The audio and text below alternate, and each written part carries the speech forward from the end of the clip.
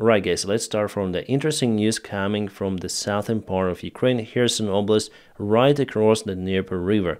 There Ukraine used artillery and other tools to target the Russian positions in Kazachye Lahiri. The information about it was shared by the deep state military map source, and they spot the exact location. Based on the FPV drone image, you may see many of the trenches in this area, so Russia really prepares for defense. But it didn't help, so Ukraine just annihilated those positions on the other part of the shore. Here you can see just the smoke. The part of the videos I cannot just show you because there is lots of the Russian infantry and you may understand what happened to them. But I just wonder about the idea of performing that operation in Kazachye Lahiri before Ukraine landed in this area, and still Ukraine keeps the part of the land under control, as well as in Krinky. Well, it could be a prelude of something really bigger, because everything was more or less fine there for several months, and today, rapidly, Ukraine started the massive attack. Looks definitely like the preparation. Well, anyways, in the coming days, we're gonna see if it's really like that. Well, the good thing that because of this attack, Russia lost the control over the part of the shore. I'll put this video on my Telegram and you will see that they were absolutely annihilated. I mean, Russians. Hello, my friends, and welcome. My name is Dennis, and this is the latest update from Ukraine.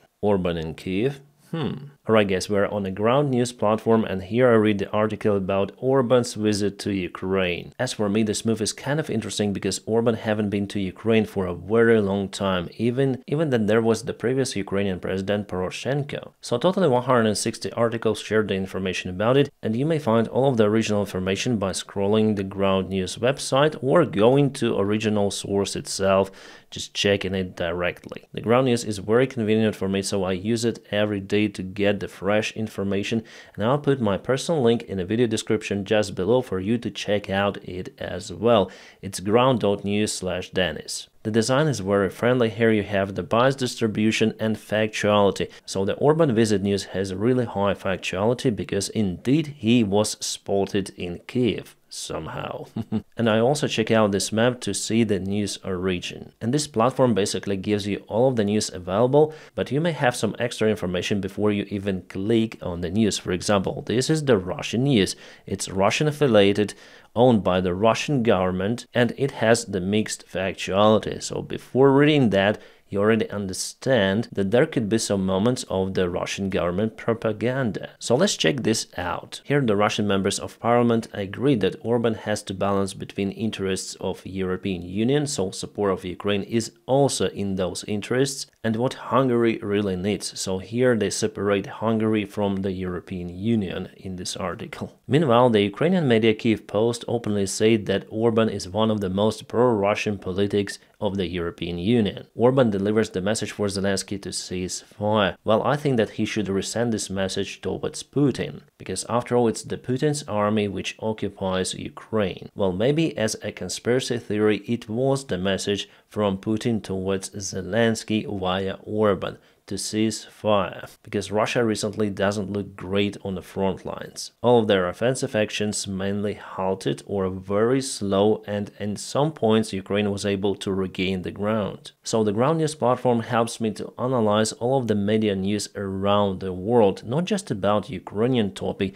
but there are also hot topics about, for example, elections in the United States. For example, if I want to know about Donald Trump, I'll just click on the article, and here we have all of the recent news. The same image is for Joe Biden, hot topics, sport topics, but in the search you may find what you really need. I've been working with the ground news for a very long time. They're not only available as a website, but there is also quite useful application available for any sort of the mobile device. The ground news are not being sponsored by the huge media corporations. No, they rely just on our subscriptions. For this reason, I also subscribe for the ground news, and I call you to do the same. So please check out my personal link is ground.news/Dennis, where you may subscribe for the platform to have unlimited access. And by doing so, you will also support my channel, because ground news is the sponsor of my channel and obviously the sponsor of this video. I'm really proud to speak about them time because it's the awesome product. It is also a fantastic team which delivers you the news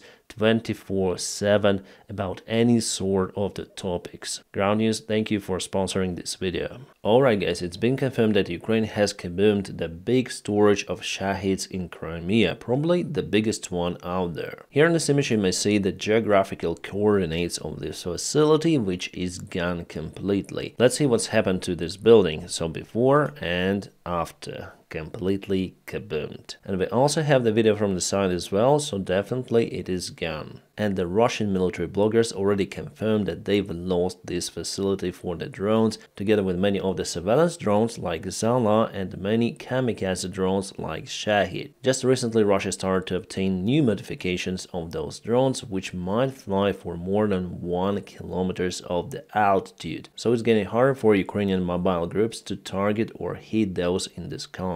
And it's not the only attack which Ukraine performed on the Russian facilities. Alright, and now let's go back to Ukrainian successful strikes on the Russian military facilities, because here you can see the storage of the Russian bombs somewhere in Kursk, which was targeted. I wonder what Ukraine used for that, because this point is unreachable for the HIMARS. I mean for the standard GMLRS missiles. I guess that Ukraine launched a drone for it. And here we have absolutely fresh aviation images showing that facility was definitely kaboomed. One of the eyewitnesses was filming from this building in this place, and definitely we may confirm that it is the Russian storage. As experts say for the aviation munition, but also there are many of the vehicles. I wonder what are those vehicles. The Russian military bloggers confirmed that it was the Russian technical aviation base. But since there was huge fire with secondary detonation, I think that it's the Russian ammunition storage for their aircraft. Right, but we also have to say that not just Ukraine was successful today. Unfortunately, Russia continued to strike Ukrainian military airfields. This is the Ukrainian Poltava military airfield, where some of the helicopters and airplanes are based. And today, again, Russia used their Iskander ballistic missile with cluster munition warhead to target this place. To hit this place, and they definitely caused some of the damages. For example, this helicopter Mi-24 of Ukrainian Air Force was damaged. Here you can see the trace from the cluster munition. And those are two of the Ukrainian fire trucks going to the place. And possibly Russians hit the facility for the engineering service of the airfield. It is just a temporary facility. I hope that there were no engineers inside. And the helicopter, as you can see, is not on fire. It's in a single piece, but shrapnel really might hit this helicopter because clusters went very close to this aircraft. You're really not far away from the place where the helicopter was parked. Again, Russia can freely use their ballistic missiles to target Ukrainian airfields, but Ukraine is out of the permission to use ATACMS for the same purpose, because someone afraid of escalation. At the same time, there are some latest news about Ukrainian F-16s. Those are coming from Ukrainian officials. They say that those airplanes should be delivered to Ukrainian Air Force this month. But the main thing, as you see from the Russian attacks, it's important to secure those airplanes on the ground mostly. Well, about the number of those airplanes, we know that Netherlands alone will send 24 of those units to Ukraine, but then in what term? Out of clue. And for this purpose, Ukraine needs lots of the Patriot systems to be delivered, and there are also some of the good news about it. Ukraine is on the final stage of negotiation with the United States about supplyment of many of the Patriot systems to Ukraine. Maybe some of them will be taken from Israel, because Israel says that they do not really need Patriot systems. They have something better for their particular purposes. I think that it could be even this week or maximum the next one, then the United States will announce a huge package of military support for Ukraine for billions of dollars. I mean, rumors say 2.2 billions. And Ukraine should definitely do something to protect its airplanes and future F-16s. They are in great danger because of the Russian long-range ballistic missiles Iskanders. There is the confirmation from Forbes that Ukraine lost at least 2 of the airplanes on the ground in Mirgorod military airfield, also Poltava region. The airfield is located 100 miles or 160 kilometers away from the front lines, but it was enough for the Russian surveillance drone to operate in the area for more than 1 hour. So what the Ukrainian Air Force did after they spotted that drone?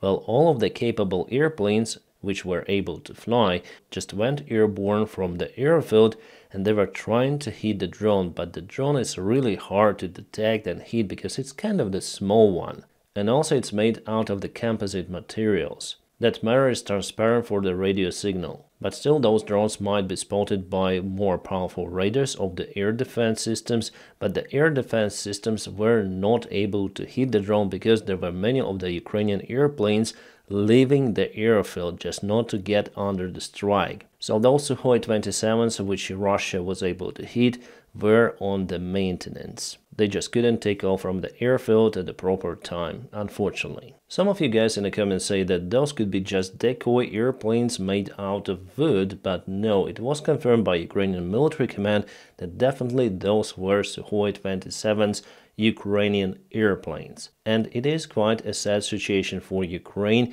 and you see how it repeats for the second day consecutive, then Russia strikes other airfield. And the only way to cope with that, from what I see, is to give Ukraine more air defense systems and to give finally the permission to use ATACMS missiles against the Russian military airfields or against the Russian ballistic missiles Iskanders, because they operate from the range within the ATACMS reach. Right guys, and now we're gonna speak about what you like the most. Yes, American politics, because it really touches Ukraine. So how it touches Ukraine was explained by Politico. In the information they presented, they rely on Trump's advisors. They say that there will be a radical reorientation of the policy of the United States of America relative to NATO support. Obviously, in case Trump gets elected as the next United States president. Well, they say that Washington will still support Europe in general, NATO countries, but will do just if needed. So Europe should take care about it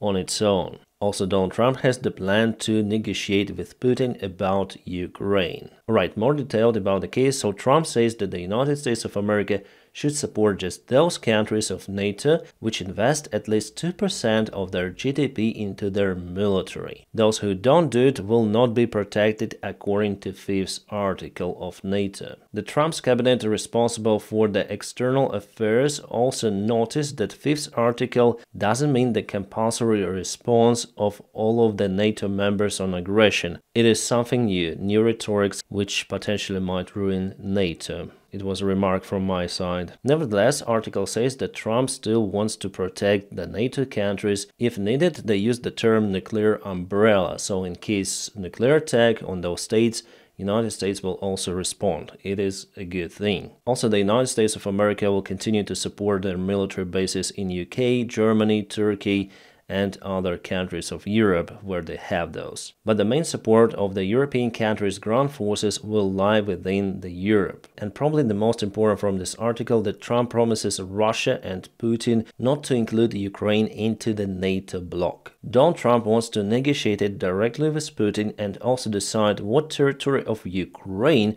Russia might leave under its control. It is madness. At the same time, Donald Trump doesn't exclude the continuation of the military support of Ukraine. The National Security Advisor of Donald Trump, Elbridge Colby, said that NATO is expanded enough to protect democratic countries and to hold Russia. It means again that he is not oriented to take Ukraine in NATO. Well, by the way, Joe Biden is also not going to take Ukraine in NATO because there is basically a war in Ukraine. So the best scenario, and I'm gonna speak about it again, that Ukraine should have enough weaponry to repel the Russian attacks and all of the Russian forces from its territory, and right after that join NATO. Without it, Russia has always the opportunity to attack Ukraine once again. And the other thing how this war might be ended is just the end of the Putin's regime and Russia as we know it. However, for example, Don Bacon, who is the pro-Ukrainian Republican, after the close meeting with Trump, said that Trump just deflected the strategy of Ukraine to get rid of the Russian forces in all of the Ukrainian territories. He even quoted Trump, "If Ukraine wins, what profit would we have?" Here I may say again, it's just crazy. And also the anti-Ukrainian Republican Matt Gaetz said that Trump told to Mike Johnson just recently that Ukraine would have never supported us. Well, actually there are many more stuff said by Donald Trump and his team which really concerns me, especially about Ukraine and NATO. I think that Trump is really oriented to put the BRICS out of the base of NATO. Without the United States of America active participation, NATO will not work. It's a dysfunctional organization, and obviously it plays in favor of Putin and in favor of communist China. If Donald Trump wins the next elections, it will bring us to an unstable world where China obviously will start the intervention into Taiwan. And Putin will breathe the fresh air given to him by the new White House administration. Possible White House administration at this point. So I don't really care about his personality and what he wants to do with the United States of America. At the same time, I don't think that he'll make America great again, but what he potentially might do towards Ukraine with his kind of strange foreign policy, well, it's really frustrating. Concerning shocking, you may use different words. But still he gets supported by many of the people in the United States, so he has pretty much high chances, especially after the recent debates, to be voted for the next president. At least now the polls say that he is leading. Nevertheless, everything might change very soon because still there is quite a lot of time till elections. At the same time, Joe Biden asked his donors to stick with him, so he's not willing to get out from the presidential race. I wonder if it's a good decision of his after really catastrophic debates, and after reading many of the polls and articles or reviews, I may say that definitely Biden lost few points of his support. If he stays the same as he was during the next debates, obviously Trump is going to be victorious. And after all, I think it's too late to change Biden. He will be the candidate from the Democratic Party. Alright, so there are definitely tensions growing between Ukraine and Belarus. A self-proclaimed leader of the Belarus Republic, Lukashenko, did couple the statements today. Due to the activization of the Ukrainian armed forces, the air defense forces and the air forces of Belarus and Russia have been put on the highest combat alert. Heavy MLRS Polonez and Iskander have been deployed to their positions, Lukashenko. Maybe not to their positions, but close to their positions. He also mentioned that West is not going to leave Ukraine in its escalation to bring the NATO troops on the soil of Ukraine and the soil of Belarus. Well, he also mentioned that historically Belarus and Russia already punished the West. Maybe he meant Nazi Germany, so they might do it again to put the final period to the story.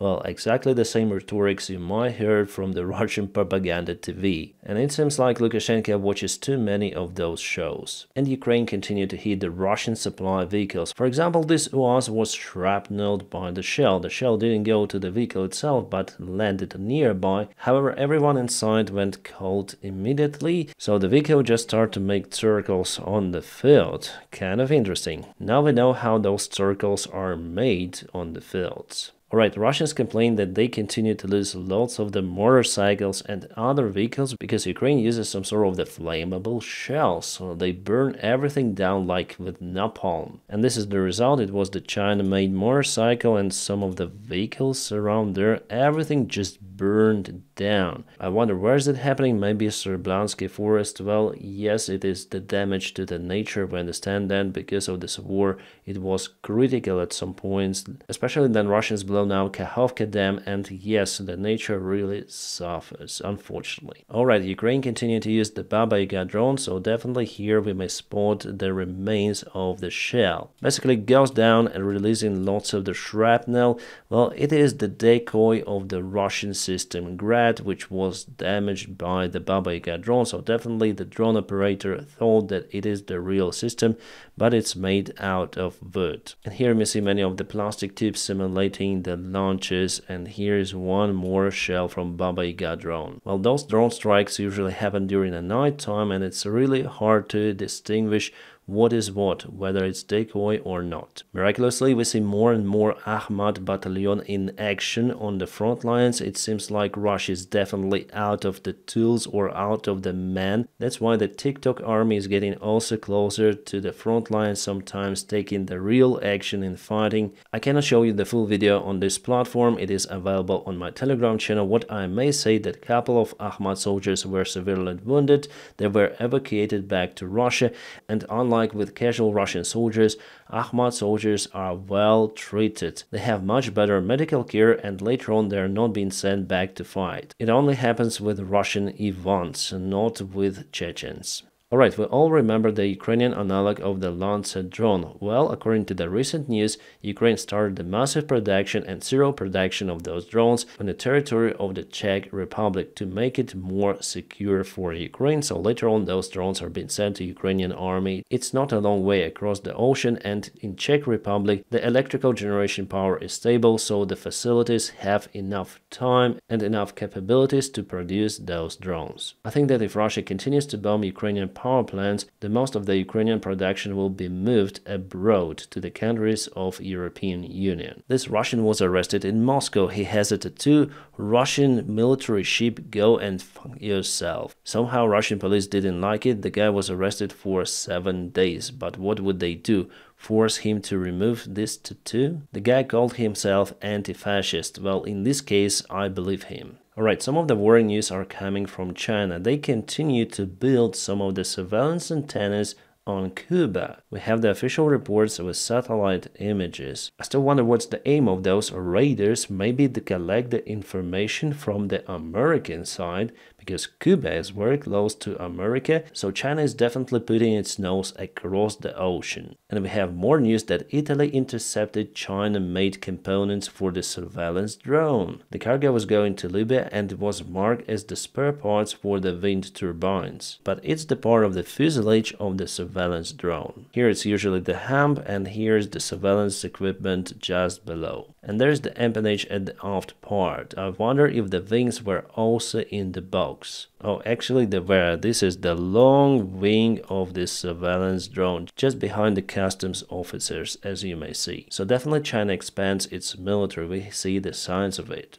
Kind of the concerning article from The Economist. Ukraine has amounts to avoid default. Well, actually it's not the first time. Last year happened the same. Basically, Ukrainian economy is unable to produce enough income. For this reason, Ukraine has to loan money. Loan is growing, we understand that, but there is no other way for Ukraine, so there will be no default, no worries. Alright guys, and now let's just briefly review the front lines updates. And we have the new interface from the Deep State military map. It looks absolutely awesome. What I like here that if you click this update, you'll have all the information and you may scroll down of how the front lines were changing, so we have a very long history. But for today, unfortunately, enemy advanced in many of the directions. For example, in progress, let's check out the timeline. So it was yesterday and it is today.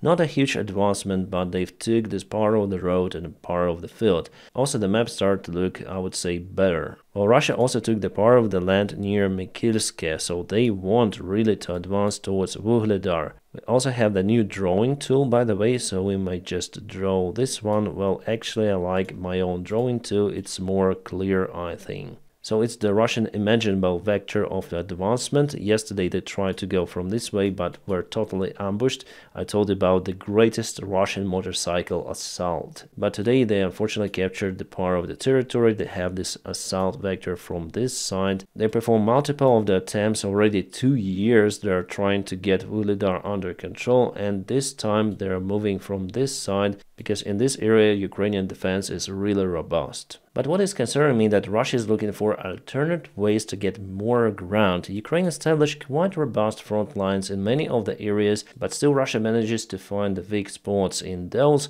by using lots of the mid-waves. So if some mid-wave is partially successful, they send lots of the reinforcements and more mid-waves to that particular vulnerable spot, as it happened, for example, near New York. Yes, we have New York village in Ukraine, and let's see the Russian advancement. So now they go to this direction. Now they create a threat for Ukraine. Because they're so thin here, just a few meters, and they advanced using this road, Ukraine has the chance to cut them out, but I wonder if Ukraine still has resources to do so. Because just remember how Russia advanced towards Ocheretine, also with a very narrow attack, but later on they managed to expand this bridgehead, and now it's very hard to cut them if really possible at this stage. So actually, if we speak about this whole area, Russia now has two of the major vectors of their attack, one towards Toretsk from this place, and one towards New York. So they're planning something. Well, maybe it's just the start and we're gonna see more massive Russian advancement or attacks, as it happened again from Avdiivka to Ocheretine. But I think that the time for Russia is getting over for their limited success on the front lines because Ukraine obtains more and more weaponry.